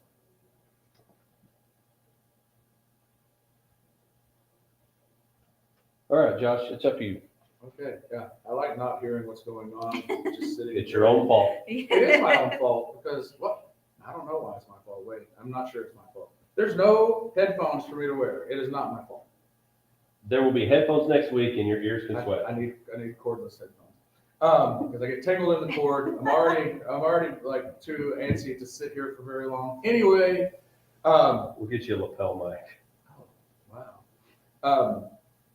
Now that's totally off the subject, but I do think that I really would like to go to see more people back to the headset, like microphone thing. Like when we're on the road. Oh yeah, I like that. Earphones and microphone in one, but there is a cord, and then I get tangled up in it. All right, so anyway, that is not important. What is important is something that I have a general disappointment in people. It makes me question my my fellow man. What we've come to, and then sometimes when I find this bit of information out from a particular person who's a friend of mine, I then think maybe we shouldn't be friends anymore. So, just to make sure that doesn't happen, I need everyone to be aware that tomorrow is Texas Independence Day. Yes. Hodge mentioned it earlier. It is one of my standby. Like I will have some sort of get together for Texas Independence Day every year. I mean, it's like we have a meal and invite people over to celebrate our independence, because that history, it's a shared history that we have here in Texas, and obviously it's only here, and being the only state that was at one time its own separate republic and all that went with that. So that's one thing that I think, and this is much more serious than my normal commentary here, but people need to be aware that it is Texas Independence Day. And if I find out from someone that they are not aware of that, I will question whether I should be friends with them or not. So you're saying you should know your heritage. Well, yeah, just in general. It is a state holiday. It falls on Saturday this year, so there's no office closures, but Would there be anyway? oh yeah, There are people that still close on. the state's a state holiday. Now, I did, well, because I guess I don't. I don't know how many state offices Yeah, there it's are. not a federal holiday, Right. so obviously the Yeah. banks are still The banks- I was open. gonna say, The bank's open, I don't post know because I office is don't know. open. Yeah. I don't, we don't get a lot of even the bank holidays, much less, we don't get that off. So I did not, I knew that it was Independence Day, but I did not know that people didn't have to work on that day. So, Knowing is half the battle, Yeah, and now- it is and education. now you know. But anyway, I do think that that's something that just in general, I feel like there used to be more of a deal made about it when I was younger, like in school and stuff, you learn about the Alamo and all of that. And I'm sure they still learn about that in school, I suppose, I don't know. You would hope so. My kids aren't really old enough to be in like history class really yet, so I'm sure they still teach that at school, but we should be aware of that, and we should do stuff to celebrate that. So do you, what's on the menu of the Texas Independence Day? Does it change? Oh, it changes. I mean, I'm but- assuming that's obviously brisket probably involved. Well, I don't know. there has been. This year, though, what we decided to do, I guess in honor of winning our independence, from Mexico, we're going to have tacos. Oh, there you go. Yeah. I love it. Well, and the thing about tacos, and I've said it all along. They're easy to cook. I mean, it would have been on my belly as a karaoke, y'all know this. Oh yeah, So, Taco Bear, no doubt. I'm Taco Bear. But the thing about tacos, and again, for those that you are planning an event, it doesn't always have to be fancy. The thing about tacos, if you've got keto people, they can load it up and leave everything off on the side. Yeah. If they want to load it up, do the chips and do the tortillas, Yeah, you and go as I like You to can go say, low carb, all or the you can things. go Taco salad. high carb. Yeah, Like- taco salad. And they're very easy for like, obviously when you have people that are coming over, it's easy to add. You can come over and you can bring the cheese to put on top. Yeah, or walking taco with your just like- Fritos. Yeah, Right. so, Well, and and you can spread it out a bit. are you very good at rolling like the soft taco and making burrito? Because I think that's one of the things that I always give a salute to, whether it's me, Oh. Rashito, or La Pop, anybody that do boom, boom, boom, and it's like you got to pry it open to get in to see what it is. Yeah. I'm not a very good rapper or roller. Are I'm you a not- good roller? Well, I mean, I think I've gotten some practice at it because I have to like help my kids roll theirs up. Now I can make a taco and it'd be fine, but as far as like the boom, boom, Well, it's all All about the encompassing. fold. Yeah, it is Right. all about the fold. I want to salute Joshua because he is the only friend that I have ever had that celebrates Texas Independence Day. My friends are more likely to go hard on Cinco de Mayo, and that's fine. But I Right. celebrate it too, all the well, days. but I'll celebrate anything. Y'all know that about me. well, and the other irony is the other one that gets celebrated probably gets more attention is like what we're going to have the day after your birthday. Yeah, March St. 16th, Patrick's Day. is St. Patty's Day. Yeah, those two, I have gone to more parties for St. Patty's Day and Cinco de Mayo than Josh, literally in my entire life, only person who's ever In invited me 28 over. years of living. I know, in my 28 years, I've only been invited to a Texas Independence Day party from Josh. So for those that are listening, So knowing really is half the battle. Yeah. right, and so feel free, post that on our Facebook page or Twitter, of course, our Hodge Pack Facebook page or at the Hodge Pack on Twitter. How many of you celebrate Texas Independence Day? Those that are watching, how many of you tomorrow know that, hey, I'm proud to be not an American, I am, but Lee Grew went, I'm proud to be a Texan, and I've got a fiddle in my band and all that Yeah, will there be live music? Will you be busting out the guitar? Well, He I And can sing? play and That's what sing. I'm saying, and sing. So but I'm he not doesn't have a coming fiddle. unless you're gonna. I do not have a fiddle. I did buy one once and I couldn't learn how to play it.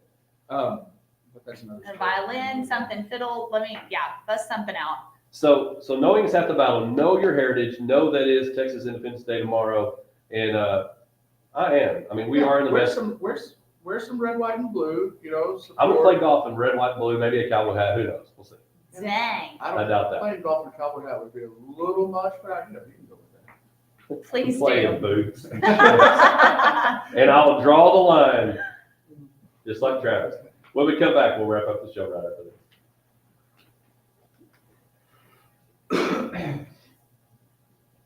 Oh, that's good stuff. It really is though. Like, if it was not for Josh, I mean, obviously I know when it is, but yeah. Josh is right. It should be celebrated, It should be. but it's just not. It really isn't. But again, I'll celebrate on a Tuesday. Like, it doesn't matter what it Yeah, is. there I are- celebrate all the time for whatever. There are 3 state holidays, I think, if I remember from when I was doing contract work with the state, that you couldn't work on those days. And Texas Independence Day, San Jacinto Day, and LBJ Day. Huh, Those are the state holidays. I was not That are aware I'm of not that. gonna lie, I had no. In clue. addition Me to the, So like state offices would get, if today was the second, they'd get it off. yes, if I remember correctly. Huh, yeah, I didn't know that either. No clue. I only pay attention to the federal holidays that I get to take off being a banker, which is awesome. There's only a couple months out of the entire year that there's not a bank holiday. March is one. Yeah, which is my birthday month. But At least you get 31 days. And my birthday is on a Saturday this year, so that's fun. Josh's birthday falls on a, Tuesday. no, Josh's birthday, he only gets 30 days in this month. Mm. Yeah. And then our anniversary is the 12th, so March, that week is spring break week is a good week. That is good. Yeah, so I don't know what we're gonna do, but I just go to dinner. What is funny? Did Clay tell you that I invited y'all over? Yes, we I have figured y'all plans. were busy. Well, we have plans to go to Mulligan's like mid-afternoon, so it'll just kind of depend like when. No, y'all would be proud of me. I had 2 pickle Chiltons last week at Molly's, and I hit balls, and one of my balls went 175 yards. Oh. How I do was you know shocked because they have like those That's little the stick marker. things. There were like those sticks out there, and so Clay was watching, and What am I looking at? he was like, "Babe, that went like 175 yards." I was so happy because I got to practice because I got to hit a ball with y'all in like a couple months. Just know that I am practicing. It's April 29th, it's Monday. I'm trying. So, I mean, I'm probably gonna miss some balls, but if I can hit like I'm gonna assure you. 75% of them, are you gonna miss some balls too? Everybody misses balls. Really? Y'all miss balls when you swing? Don't hit it well. Oh, like I don't, now I'm I'm not, saying like I, I legit did not. I hit air. I have swung and missed, like if I'm up by a tree Yeah, and you got. and you try to punch it and you miss. No, like no one was around me. No, like, I haven't, I mean, it's been a long Everyone's time. done that. I Yes. have done that. Okay, Yes, so I'm I not- know y'all are gonna laugh at me, but I mean, every time I see it, I just go, "Huh, strike one, Yeah. no balls, one strike, I see that second pitch. is that a It's stroke? a practice. It is a swing. stroke. Oh my gosh, It is a I'm gonna. stroke, but Oh man, this is gonna be bad. it's very hard to differentiate. I was taking this practice. Okay. I like to really come right over the top. Well, of I'm the gonna ball. tell y'all. I'm gonna say this is my practice swing, and then if I hit it, I'm counting it. Preemptive. But I was able to hit. Premeditated swing and miss. Here's my question though. I don't have clubs, so how's that gonna work? You can borrow the hand. Okay, because See, that's Clay's what are you- really long. Like I was using his driver. I was using his driver, and I was like, it was so awkward because it was so long. It was. Well, you're just gonna wanna be ready to have a set of clubs when it's all said and done. Well, I'm just saying, okay, I can borrow Leanne's. She is shorter than me by a pretty good margin. Is that How your tall club? are you? 5'6"? Her clubs are just the That's standard, 4 like inches. the Okay. women's club Okay, set. cool. She didn't get anything like customized. For maybe what we say in a couple of weeks, as Misty's getting ready. She was talking about how she's been hitting golf balls, getting ready for the big Pro-Am brought to you by Marley Puckett and Farmers Insurance that will be playing in along with Kyle King, who's probably, I wonder, are they already there? Do you know if they're at Yes, the they state went tournament? yesterday. So they are there watching Goldthwait and Martin's Mill playing right now. But so you tell us a little bit. You went out to Mulligan's and you started Yes. getting ready for the big I'm extravaganza on Monday. I'm starting April to get 29th. I'm starting to get ready because I'm a competitor, okay? I used to be an athlete. However, golf is not a But sport can you that, still be one? I mean, you're not used to. I mean, you're still an athlete. I mean, I'm Definitely still an has- athlete, but I definitely used to be that. I feel like I'm an athlete-ish, maybe. Misty's a bowler. Yes, I am a bowler. I can still, shoot a hoop, but golfing is just a sport I never took up. And so I've got to practice. So I went to Molly's, hit some That's balls. Mulligan's for those that don't know. Sorry. No, you gotta be hip. You Yeah. gotta be hip. We're It's going to Mulligan's. Mulligan's, People have been driving Molly's. around looking for Well, Mulligan's. when, I don't know your where this place is. one of your best friends owns it, you have nicknames for it. So, but Mulligan's and hit some balls. And yeah, one of them went like 175 yards. And I was very proud of myself. And it actually went straight. And that's honestly, you're going to see that because you're going to get to tee up a little farther. that 175 yards out in front will be beneficial. I guarantee it, Josh. If you had a little bit of money to put on, there will be a time where we'll use her ball. Oh, yeah, yeah. That's one of those things, especially when you're playing in scrambles and stuff like that. Those teams that have women that are good have a very distinct advantage. That because they get to hit forward anyway, and if they can still then hit a decent, A long drive. I'm Right. gonna try. I can only promise one thing. My outfit will be cute. That's the only thing I can promise. And I hope to hit some balls, but I'm looking for a cute outfit. You'll get a chance to hit every time. Well, I know, but I hope that it actually, what happens if I cannot hit it? Like if, you just I just like keep you on swing and hitting miss it? 3 times. Yeah, what if I- strike out? We'll move on. oh crap, okay, I gotta practice That's some not more. going to happen. I hope not. And then we'll be playing along with the pros, so it'll be fun. And then Kyle's about like playing with the pro. Yeah, oh, And so it okay. should be good. So they're watching a pretty good game right now. Martins Mill is up 25-23 over Gold Point with 30 seconds left. But again, so looking forward to it. Do want to plug that again, the WAPT Women's All-Pro Tournament, now endorsed by Annika Swartzstam. That will be, again, April 30th through May 3rd. Still sponsorship opportunities if you want to do so. And, of course, Pro-Am teams. It'll be a lot of fun. What do you think will be the most fun about playing golf together? And is there anything we should warn Kyle about? No, Kyle, he's good.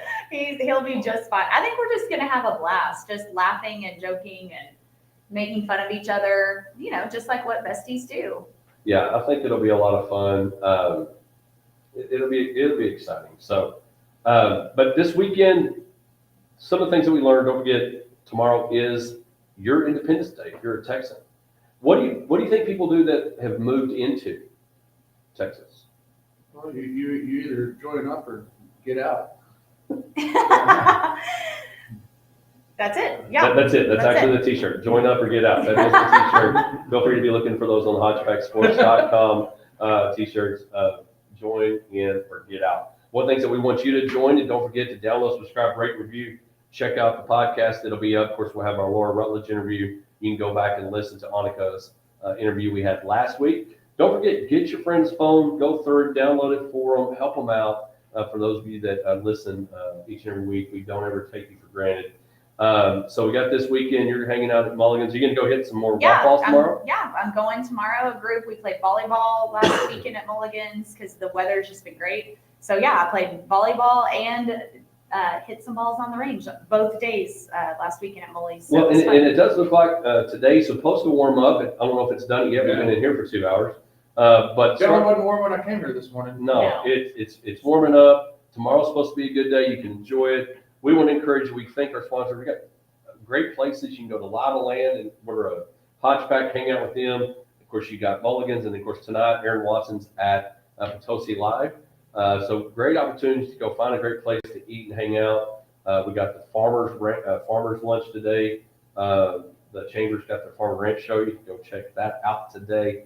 Lots going on, but you mentioned it, Misty. It is March, and it's right around the corner. Spring break's coming, which means March Madness is coming. So be on the lookout for the March Madness bracket that you can join and try to win. Again, Trace Michaels won our bowl pick'em. And so he won that. So now we'll see who will win our March Madness. Again, have a great weekend. Don't forget, download, subscribe, rate, review. JB Cloud's coming in next. And of course, Greg Austin this afternoon. And of course, Jones will be back with you Monday. But have a great weekend. We'll see you next week with more Hodge Pack, Sports Life, and everything in between. Bye. Oh my gosh. Thank y'all. Good game. See y'all. Yeah.